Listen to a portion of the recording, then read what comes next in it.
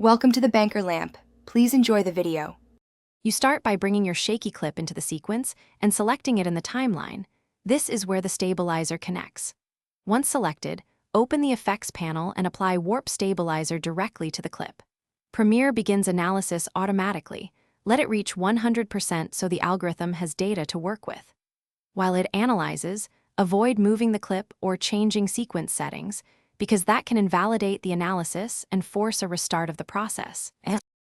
Once analysis completes, you refine how the clip behaves. Choose result based on whether you want smooth camera feel or a locked frame. Set smoothness to about 50%, then adjust. For fast fixes, use position, scale, rotate. For complex footage, try subspace warp, but watch for warping artifacts. Move the crop less versus smooth motion slider to protect edges and toggle auto scale if black borders appear. If needed, enable detailed analysis for finer tracking at the cost of time. After refining settings, render the clip and watch it at real-time speed to confirm results.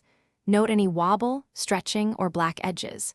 If the warp stabilizer creates warping artifacts, nest the clip and apply the effect again with a different method or lower smoothness to preserve natural motion. For stubborn sections, draw a mask and track or manually keyframe stabilization on problem areas. One key tip: if wobble appears, switch from subspace warp to position, scale, rotate, or nest, then reapply. This usually fixes the issue. Thanks for watching. If this was helpful, leave a like and consider subscribing. See you next time.